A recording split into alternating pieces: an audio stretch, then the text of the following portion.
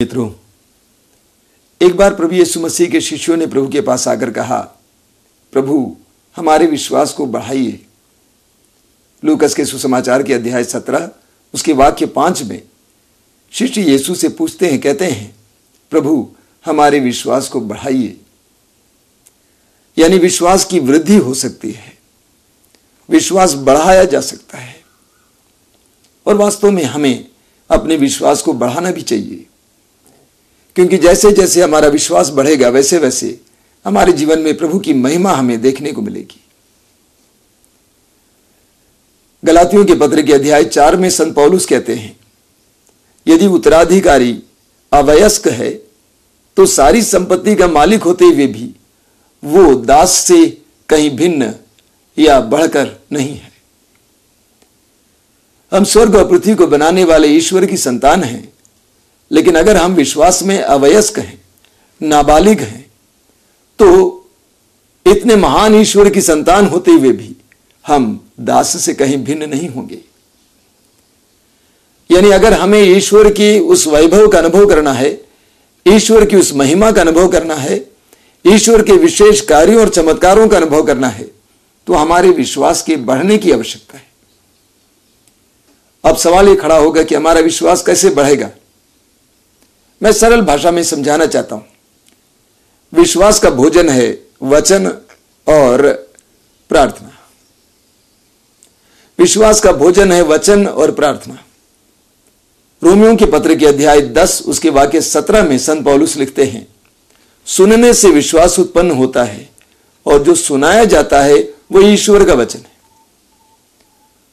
सुनने से विश्वास उत्पन्न होता है और जो सुनाया जाता है वो ईश्वर का वचन है। ईश्वर के वचन को सुनने से हमारे अंदर विश्वास उत्पन्न होता है, हमारे अंदर विश्वास का विकास होता है। हमें सुसमाचार में ही बहुत से उदाहरण देखने को मिलते हैं। हम लूकस के सुसमाचार के अध्याय 5 में देखते हैं कि प्रभु यीशु मसीह समुद्र के तट पर आए और उन्होंने देखा कि वहां पर कुछ मछुए अपने जाल को साफ कर रहे थे और उन मछुओं ने अपने नाव को तट पर चढ़ा रखा था। प्रभु ने पेतरुस से कहा कि अपने नाव को पानी में लगाओ, और प्रभु यीशु नाव में बैठ जाते हैं और काफी देर तक लोगों को ईश्वर का वचन सुनाते हैं, ईश्वर के राज्य के रहस्यों के बारे में बताते हैं। उसके बाद प्रभु पेतरुस से कहते हैं, अपनी नाव को गहरे पानी की ओर ले चलो और मछली पकड़ने के लिए जाल डालो। पेतरुस जवाब में कहता है, गुरुवर रात भर हमने परिश्रम किया, हमने एक भी मछली नहीं पकड़ी, लेकिन आपके कहने पर हम जरूर ऐसा करेंगे। देखिए, मेरी दृढ़ धारणा है कि पेतरुस यीशु को जानता था। उस समय जनसंख्या कम थी, छोटा सा स्थान था, और शायद पेतरुस यीशु को जानता था और यह भी जानता था कि यीशु एक बढ़ई का बेटा है और पेशे से बढ़ई है। इसके बावजूद पेतरुस कहता है कि मैं आपके कहने पर करूंगा। क्यों? क्योंकि पेतरुस के अंदर विश्वास जग गया।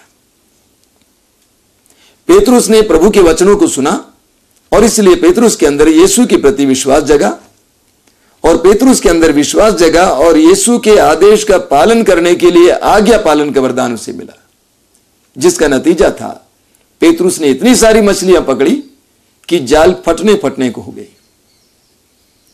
तो प्रभु के वचन को सुनने से पेतरुस में विश्वास जगा, विश्वास जगने से उसके अंदर आज्ञा पालन का वरदान आया, आज्ञा पालन करने से उसे यीशु के ईश्वर के चमत्कार को देखने का मौका मिला। मेरा सबसे छोटा भाई ITI करने के बाद एक शहर में काम के लिए गया। काम करते समय उसकी दोस्ती कुछ ऐसे लड़कों से हुई जो फिल्म निर्माण में लगे हुए थे। कोई एडिटर था, कोई असिस्टेंट डायरेक्टर था, और उन्होंने इस लड़के को उकसाया यह कहकर कि तुम इस तरह काम करोगे, नौकरी करोगे, कितना कमाओगे, चलो हम सब मिलकर फिल्म बनाएं, हम अपनी ओर से अपनी कुशलता लगाएंगे, तुम धन लगाओ। और मेरे भाई ने ऐसा ही किया। उन लड़कों ने काम किया, लेकिन मेरे भाई ने पैसा लगाया।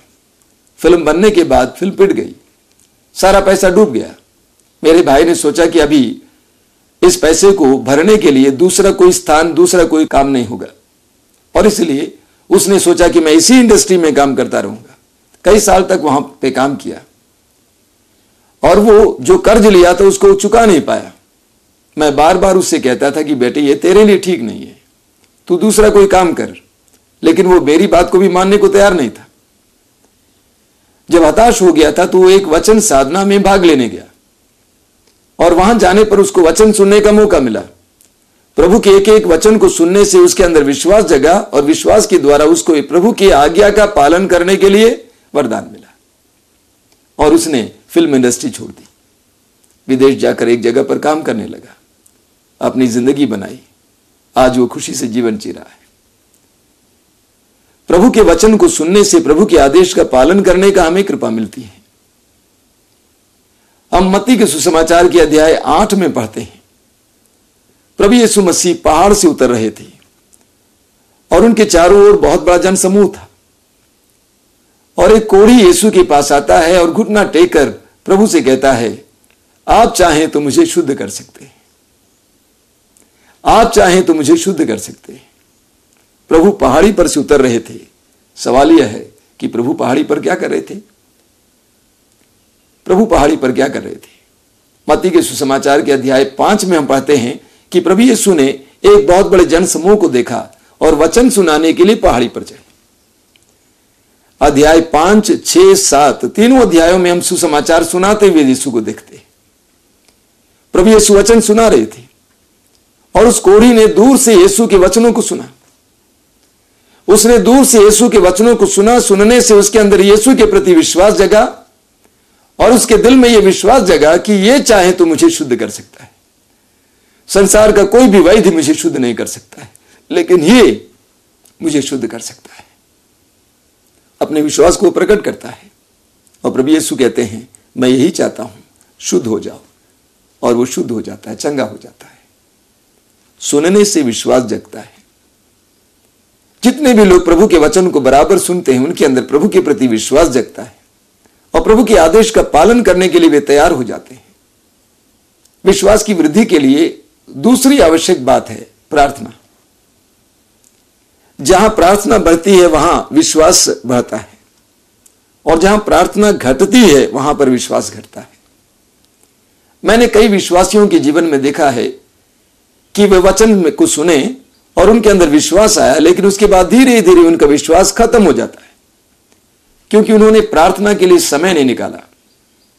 हम अपने आप को जांच करके देखेंगे तो यह महसूस करेंगे कि जब जब हमने प्रार्थना करना छोड़ा है या प्रार्थना की मात्रा हमारे जीवन में घटी है, वहां वहां हम और हमारा विश्वास दुर्बल हुए।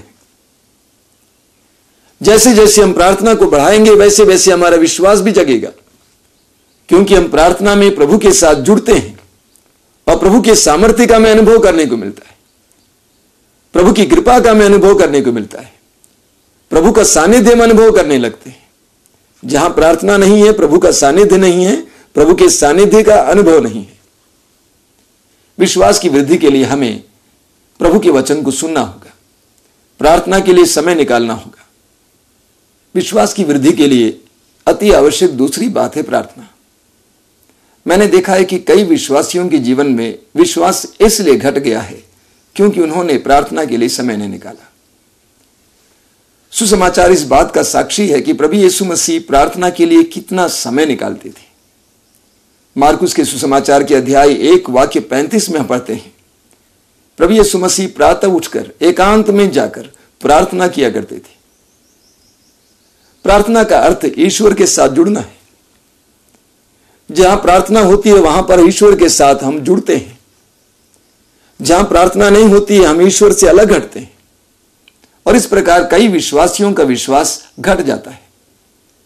सुसमाचार में हम पढ़ते हैं, लूकस के सुसमाचार के अध्याय 5 उसके वाक्य 15 और 16 में, कि प्रभु यीशु मसीह के चारों ओर ढेर सारे लोग आए प्रभु के वचन को सुनने के लिए, प्रभु से स्पर्श पाने के लिए, चंगाई पाने के लिए। लेकिन सुसमाचार में हम पढ़ते हैं, लेकिन प्रभु यीशु ने भीड़ को छोड़कर एकांत में जाकर प्रार्थना की। भीड़ को छोड़कर एकांत में जाकर प्रार्थना की। मैंने देखा है कि कई विश्वासी अपने जीवन में काम बढ़ाते समय प्रार्थना को घटाते हैं, जिसके द्वारा उनके जीवन के लिए ही घाटा होता है। बार बार इस बात को सुनने को मिलता है, क्या करें, हमारे पास इतना काम है, इतनी जिम्मेदारियां हैं कि हम प्रार्थना के लिए समय निकाल नहीं पाते। और ये हमारे लिए घातक होता है, हमारे विश्वास के लिए घातक होता है। जहां विश्वास है वहां पर बल है, जहां विश्वास नहीं है वहां पर बल नहीं है। हम रोमियों की पत्र के अध्याय 4 उनके वाक्य 19 में पढ़ते हैं कि इब्राहिम विश्वास के द्वारा सशक्त बने।